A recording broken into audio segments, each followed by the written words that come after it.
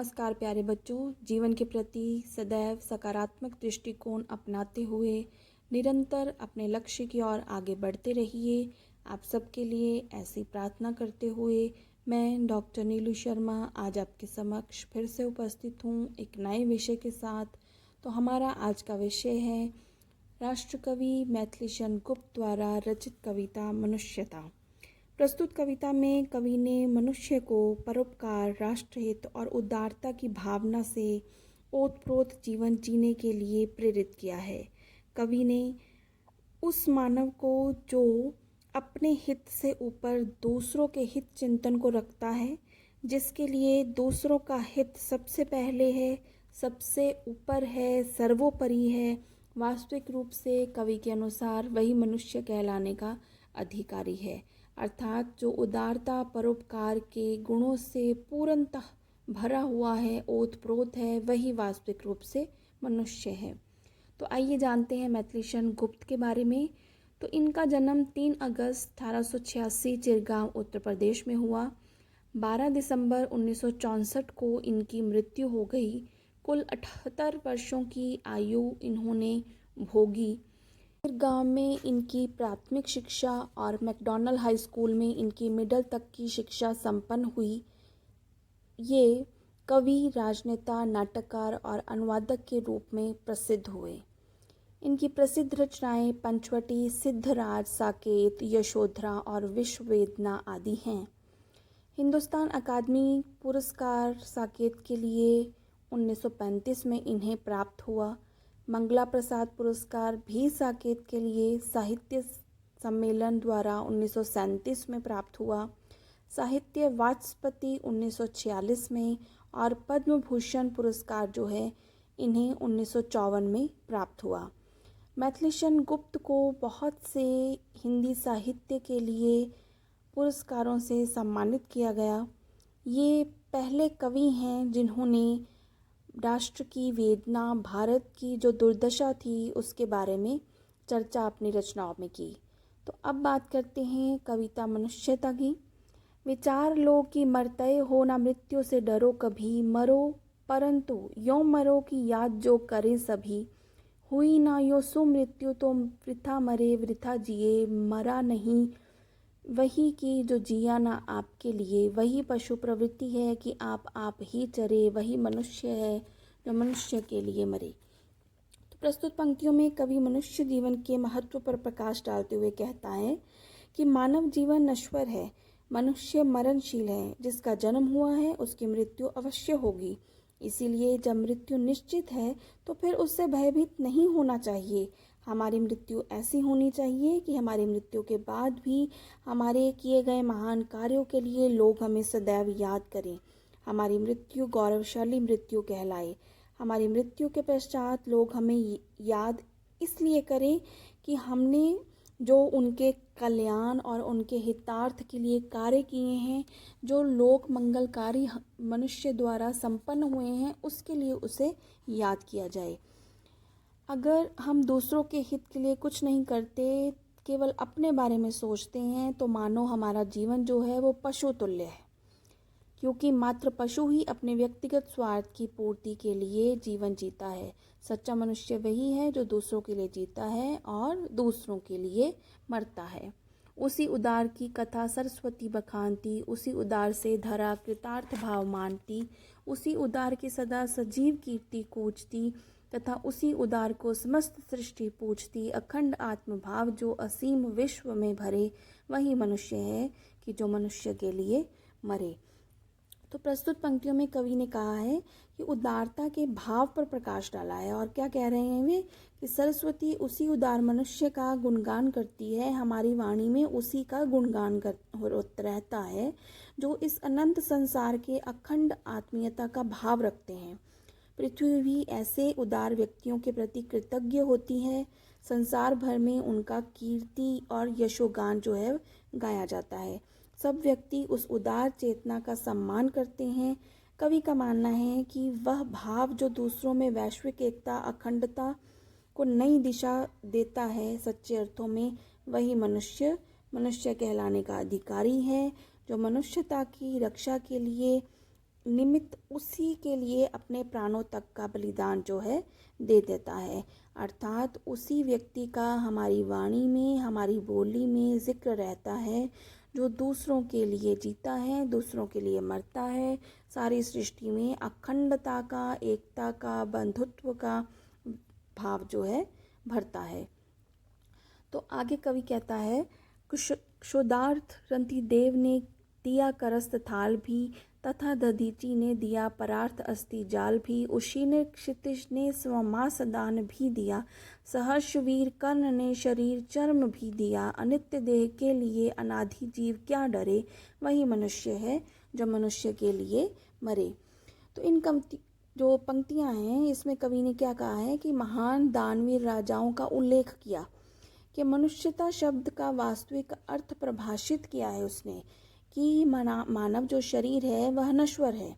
कवि के अनुसार परमदानी राजा रंतिदेव तीव्र भूख से व्याकुल होते हुए उनके सामने जब एक और भूखा व्यक्ति, उनसे भी अधिक भूखा व्यक्ति आया तो उन्होंने अपनी भोजन की थाली जो थी उसके हाथ में दे दी। दधीचि ने मानवता के हितार्थ देवताओं और दानवों के युद्ध में देवताओं की विजय के लिए योग बल से अपने अस्थि पंजर को भी दान दे दिया। गंधार के जो राजा थे क्षितिज जो हैं, उन्होंने क्या किया, एक पक्षी के प्राण बचाने के लिए अपने शरीर का मांस जो है वह दान में दे दिया। कुंती पुत्र जो दानवीर कर्ण थे, उन्होंने क्या किया कि अपने वचन की रक्षा के लिए अपने शरीर के अंग जो कवच और कुंडल थे वह भी दान में दे दिए। यह संसार जो है, समस्त संसार वह नश्वर है, ठीक है। तो मानव शरीर क्षण भंगुर है, इसलिए भयभीत होने की कोई आवश्यकता नहीं, लाभ नहीं। हमें क्या करना है, हमें अपना सर्वस्व जो है वो दूसरों के लिए दान कर देना है। ये हमारा जीवन जो है वो सार्थक है, अन्यथा हमारा जीना भी निरर्थक और हमारा मरना भी निरर्थक रहेगा। सहानुभूति चाहिए, महाविभूति है यही, वशीकृता सदैव है बनी हुई स्वयं मही, विरुद्ध भाव बुद्ध का दया प्रवाह में बहा, आहा वही उद्धार है जो परोपकार करे, विनीत लोक वर्ग क्या ना सामने झुका रहा, वही मनुष्य है कि जो मनुष्य के लिए मरे। तो राष्ट्रकवि मैथिली शरण गुप्त ने इन पंक्तियों में सहानुभूति और परोपकार की भावना एवं करुणा को मनुष्य का सर्वोत्तम गुण मानते हुए कहा है कि महाविभूति के नाम पे वही हमारे अंदर जो गुण है कि हम दूसरों के प्रति सहानुभूति अपनाएं, वही हमारे लिए महाविभूति है। दूसरा को दुख को अपना दुख माने, उसी के अनुसार आचरण करें, यही मनुष्य की संचित पूंजी है। पृथ्वी भी ऐसे महान मनुष्यों की सेवा करती है, उसे जो है सर्वस्व मानती है, उसी को ही पूजती है।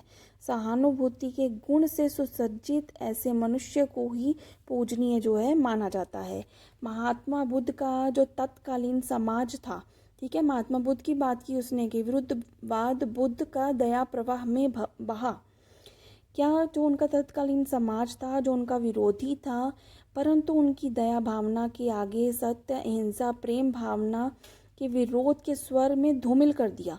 जो व्यक्ति उनके कट्टर विरोधी थे वह भी उनकी महानता के आगे जो है नतमस्तक हो गए, ठीक है। तो बौद्ध धर्म उन्होंने अपनाया, बौद्ध के पीछे चले। कवि के अनुसार वही मनुष्यता के गुणों का प्रतिनिधि बन सकता है जो उदार है, परोपकारी है, दूसरों के हितार्थ अपना त्याग करने वाला, सर्वस्व त्याग करने वाला जो मनुष्य है, जो बुद्ध जैसा महान और परोपकारी बन सकता है, वही सच्चे अर्थों में मनुष्य है जो दूसरों के काम आता है, दूसरों के लिए जीता है और दूसरों के लिए मरता है। रहो ना भूल के कभी मदांत तुच्छ वित्त में, सनाथ जान आपको करो न गर्व चित्त में, दयालु दीन बंधु के बड़े विशाल हाथ हैं, अतीव भाग्यहीन है अधीर भाव जो करे, अनाथ कौन है यहाँ त्रिलोकीनाथ साथ है, वही मनुष्य है कि जो मनुष्य के लिए मरे। प्रस्तुत पंक्तियों में कवि ने धन के उन्माद में अहंकारी ना होने की प्रेरणा दी है। कवि के अनुसार धन की प्राप्ति कोई बहुत बड़ी उपलब्धि नहीं है, यह मात्र एक तुच्छ उपलब्धि है। इस पर कभी भी भूलकर भी घमंड नहीं करना चाहिए, अभिमान नहीं करना चाहिए। धन के बल पर या सांसारिक दृष्टि से स्वयं को सुरक्षित अनुभव करके जब हम अपने मन में अभिमान करने लगते हैं, यह ना सोचना कि तुम तो सनाथ हो, क्यों?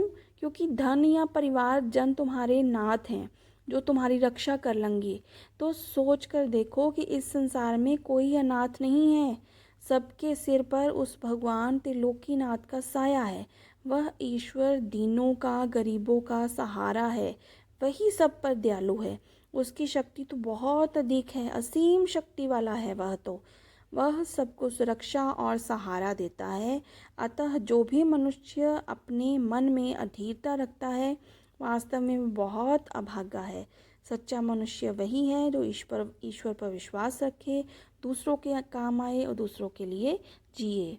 अनंत अंतरिक्ष में अनंत देव हैं खड़े, समक्ष ही स्वबाहु जो बढ़ा रहे बड़े बड़े। परस्परावलंब से उठो और बढ़ो सभी, अभी अमर्त्य अंक में अपंक हो चढ़ो सभी।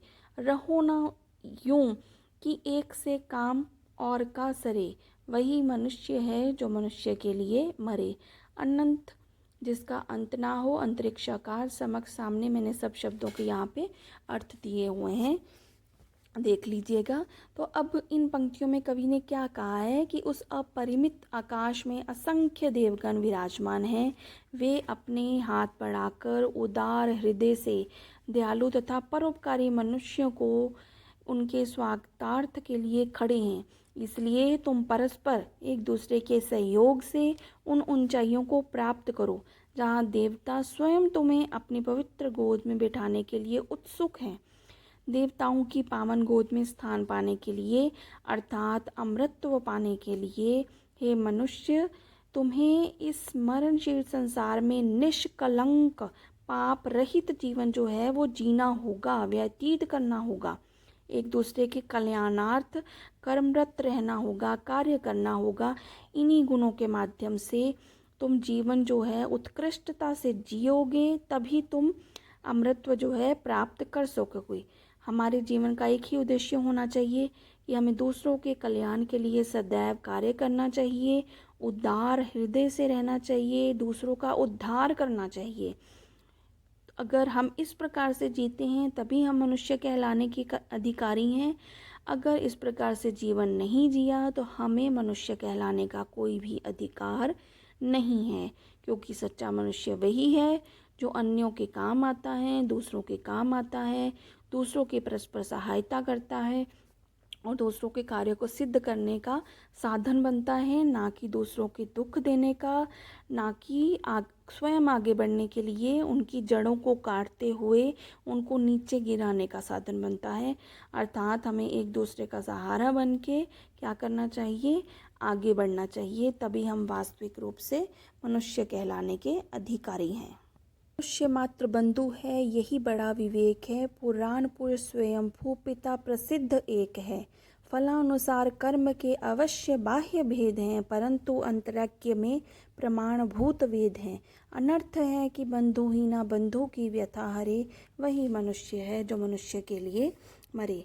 तो प्रस्तुत पंक्तियों में राष्ट्रकवि मैथिलीशरण गुप्त ने बंधुत्व की भावना को मनुष्य की सबसे बड़ी विवेकशीलता माना है। कवि क्या कहना चाहता है यहाँ पे कि मनुष्य के लिए सबसे बड़ा विवेक यही है कि वह संसार के सभी मनुष्यों को अपना बंधु समझे, भाई समझे।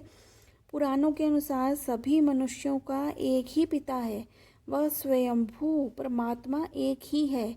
यह ठीक है कि विविध कर्मों के फलानुसार हम आपस में भिन्न हैं, एक दूसरे से अलग हैं। जिसने जैसे कर्म किए उसे वैसा ही जन्म मिला, परंतु हमारी आंतरिक दृष्टि से, अंतरैक्य से, हम अपनी अंतर आत्मा से सब एक हैं, सब समान हैं, क्योंकि हम सब के अंदर वही एक ही ईश्वर का वास है। स्वयं वेद इस आंतरिक एकता के साक्षी हैं। अतः संसार में यह सबसे बड़ा पाप है कि कोई व्यक्ति अपने बंधु का कष्ट नहीं हरता, अर्थात तो उसके दुख को हरता नहीं है और बढ़ाने की चेष्टा में लगा हुआ है। लेकिन वास्तविक मनुष्य वही है जो दूसरों के दुख तकलीफ में साथ खड़ा रहता है और उनके दुखों को दूर करने के लिए सदैव उसका सहायतार्थ जो है, हाथ जो है बढ़ा रहता है।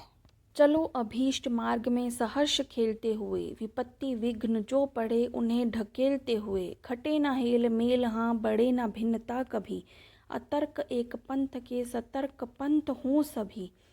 तभी समर्थ भाव है कि तारता हुआ तरे, वही मनुष्य है जो मनुष्य के लिए मरे। तो इन पंक्तियों में कवि ने क्या कहा है कि संघर्षपूर्ण जीवन व्यतीत करते हुए अपने लक्ष्य पथ की ओर आगे बढ़ते रहने की प्रेरणा दी है उसने। क्या कहता है कि हे मनुष्य, तुम जीवन में जिस मार्ग पर भी चलना चाहते हो, हंसी खुशी से उस पर चलते रहो।